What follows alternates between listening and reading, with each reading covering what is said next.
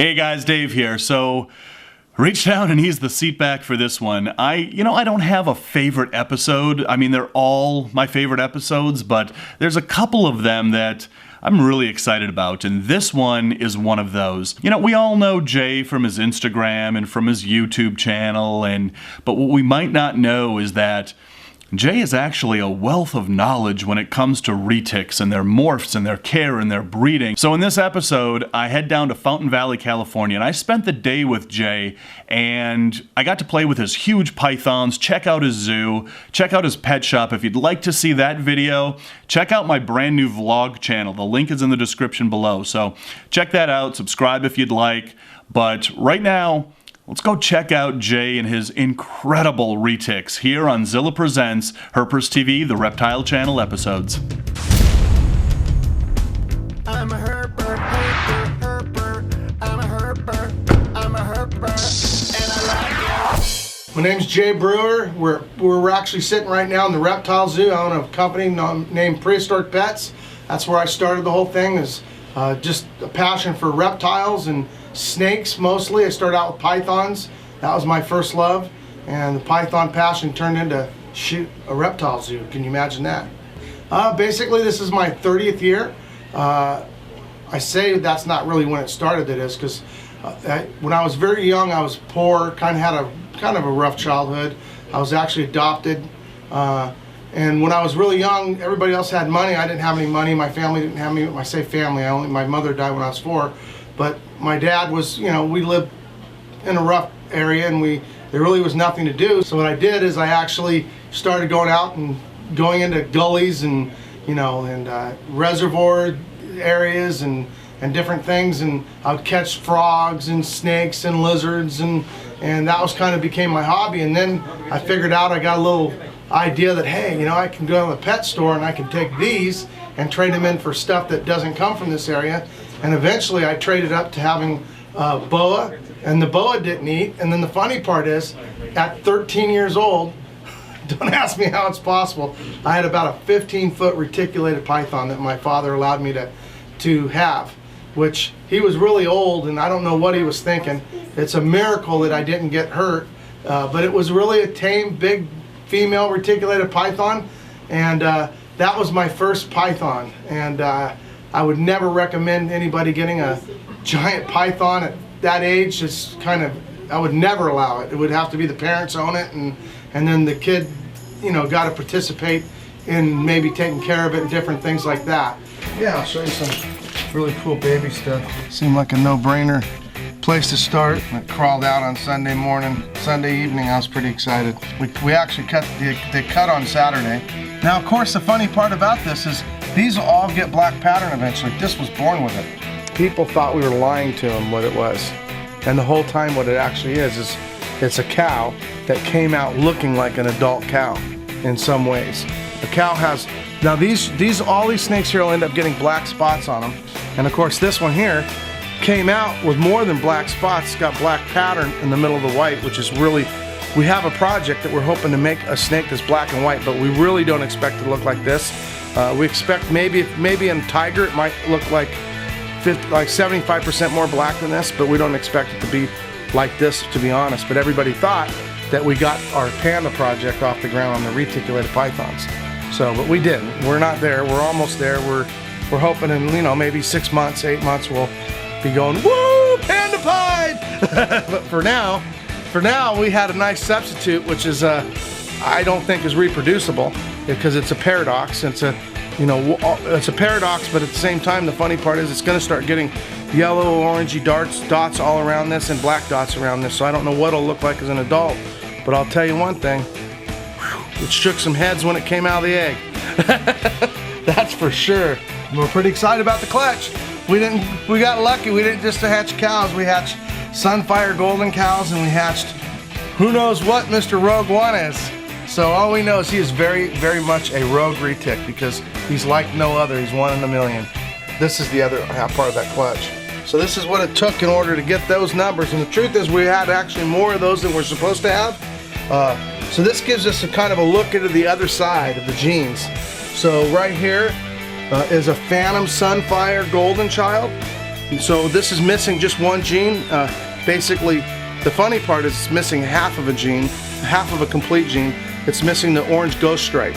So this is the phantom, and now just a phantom and just a head orange ghost stripe combined, they connect together, which is funny because they're two different, basically, honestly, they're two different recessives, but that'll be debated with everybody. But this is basically het for a white snake. So this is an orange ghost stripe.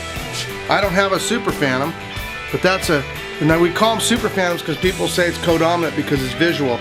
So it's kind of a long debate, like what's the definition of a visual snake. Doesn't really make it codominant, because a codominant snake to me, like a pastel ball python, is a codominant. When you breed two pastels together, you get something that looks twice as pastel. When you breed a tiger retic and you breed them together and you get two snakes that look like a super tiger. But when you breed two of these together, you get a snake that doesn't look anything like either one. And therefore I consider it to be a het. Like a Mojave ball. So on a retic we have a thing called an ivory, we have a thing called a leucistic, and we have a thing called a ultra. Well, ultra, really the truth is an ultra is an ivory, an ivory is an ultra and a lucy together, which is the middle snake that has one side of each gene. And both make a thing called a platinum, and you can't tell what the platinum is actually het for. And the funny thing is that just the name that's het for lucy or het for ultra pretty much says what I think, and that is that it's just a recessive gene that has a visual marker. We can go on all day about this, but at the end of the day, this and this together make that white snake that's so cool. And then the funny part is when you add golden child and the different genes, see, this starts to break through on the white snake later, so it gets these fleckles of this color and golden child on that white background, because it's just trying to escape from both sides of the genes. They're trying to show themselves, so it's really, really cool. When I was real young, I built a boat at 14, and I became a commercial fisherman with that boat. The whole thing's insane. I ended up at National Geographic at 16. I finally had some money. I had nobody to tell me what to do, unfortunately, I guess. I had no family of any kind. But because I'd started my own business and I was doing really well, I was able to get into my passion at a whole nother level. I got big snakes, all different kinds of stuff. It was really fun. So this hasn't even shed yet, but this is a Sunfire Anthrax. You can see it's the color's not showing through well, but look at the tail. Solid orange tail, and it's got nice orange bands. It's really a neat snake. So that's an albino Sunfire Anthrax. There's a little bit of everything in here. Everything in here, the cool part is everything in here is head anthrax. So even the tigers are head anthrax. There's a sun tiger anthrax. I don't know how easy it's going to be to see the color because the same thing's still not shedded. Oh, we got an upgrade on the color. Still don't think it'll show up like it's supposed to. But look at that. It's incredible color. That's what those are going to look like later. At least the tiger. This is a tiger Sunfire Anthrax. It's got super orangey marbling. The tail is like a granite burnt red color. You can see all the granity pattern in it. It's a really good looking snake. We're really happy with the way they turned out. And there's only like, well, now there's like 5 of these in the world. They're all right here between these two tubs. So we're pretty excited because it's just something that we've been working for a long time. Good stuff doesn't come overnight most of the time. Every once in a while you get the thing like that cow, our first cow, having that cool pattern, but that cool pattern isn't reproducible, but this is. So this is really cool, truly an investment animal for us, and we've invested a lot of time to get here, and we got here and we're happy. So this right here is a an orange ghost stripe titanium tiger, and that's a whole different look. It's like, it's funny, as you can see the orange ghost right in here. It's got this whole greeny, orangey color. Its head is really cool. It's got a stripe on its back. Another thing that we worked really long and hard, and we're pretty darn happy. When you think about that snake, it looks like a Sunfire orange ghost stripe, but there's no Sunfire. It's a titanium orange ghost stripe, possibly a tiger. And we're really happy with the way that came out. It's an absolutely gorgeous snake. Color is just unbelievable. And can't imagine what this is going to look like with Sunfire on it. Now here's a good little lesson. So what we're doing here is sometimes retics especially will get a dry shed. Now I can tell that this hasn't been in the water very long.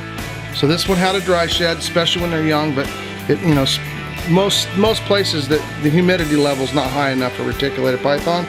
And if you keep the level real high in a small enclosure, you can actually get problems. You can get skin problems and all kinds of problems.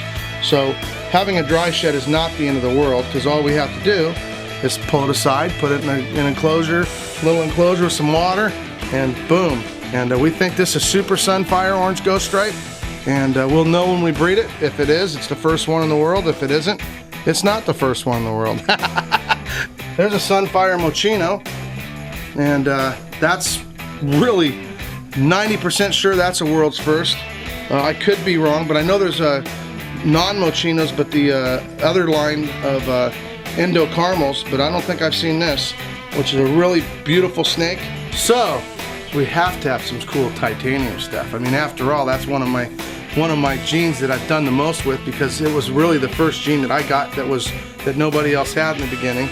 And this is a super motley titanium. Pretty happy with the way it turned out.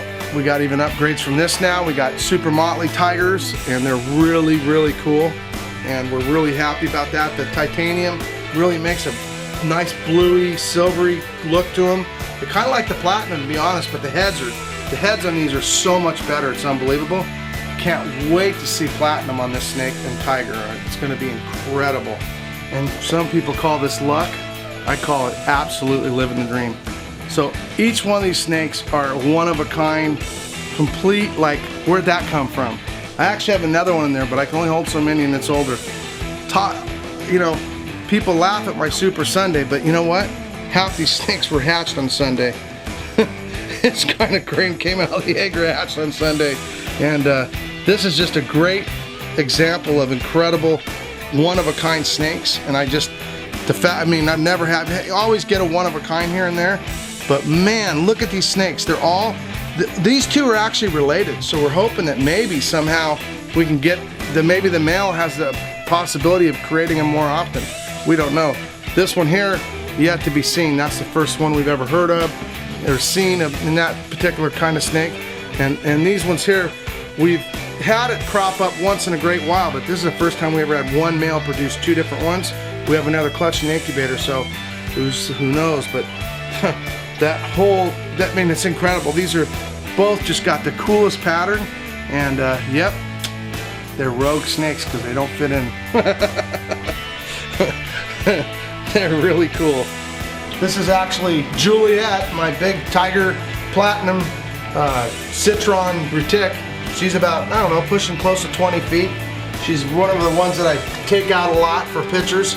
I'm giving her a little bit of a break because she seems like she might be making eggs, and I want to make sure that if she is, come on, girl.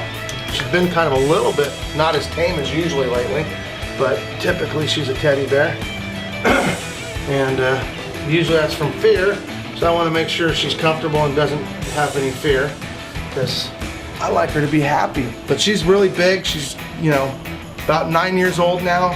She's got that, she's actually a citron, which is really just means het titanium.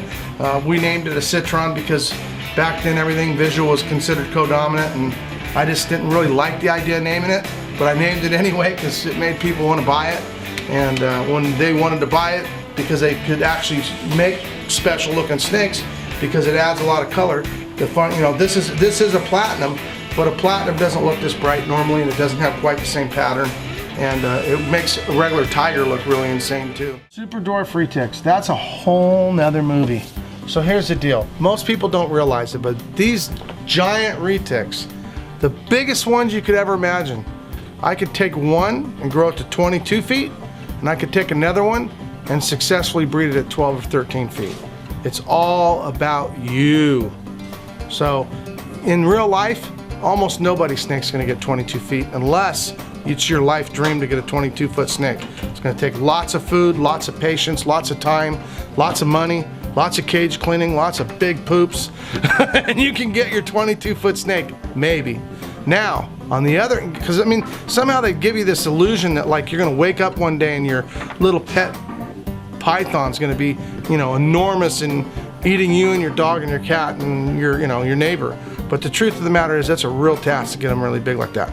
So now, on the flip side of that, even though I can show you a snake that's maybe 8 foot long, 6 years old, 7 years old, sister's already had 3 clutches of eggs, and one of the sons has already sired a clutch, and this is a grandmother, and she's smaller than the grandson. So it's really up to you and how much you feed them. Made that clear. Now, super dwarfs. Am I saying super dwarfs aren't super dwarfs? No, no, no, no. The super dwarf's never gonna get 22 feet. But now if you feed them really crazy, you might get 12 or 14 feet out of it. And in a lot of cases, they're super dwarf crosses. So you may even get 16 or 18 feet out of a giant super dwarf mainland cross or a Jampia cross. I've seen Jampias upward of 200 pounds, 18 feet long. I don't use those for breeders. I've never used those genetics for breeders. I got some of that genetics in one snake years and years ago, and I've worked to get rid of it. So what I've always done is I've used the Jampias that come from a smaller area, and I've used really true super dwarfs that I've never seen pure that from the wild that were more than maybe 9 feet.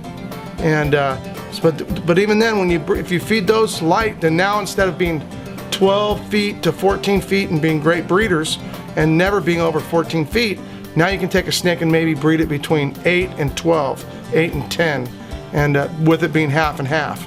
So you can kind of cut down. You know, it's kind of like a math problem. If you take a 10-foot snake and a snake that has a 22-foot potential, and you put them together and you do the math, divide it in half, there's what you're going to roughly get.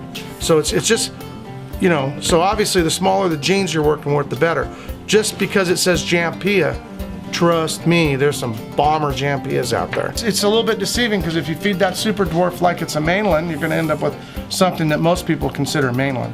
And another thing you got to remember, when you're buying a super dwarf, you got to ask the percentage, because a lot of people aren't really honest. So what they do is they'll breed a 25% super dwarf, 25% Jampia, and then they'll call it a super dwarf, when really it is legitimately 50% dwarf.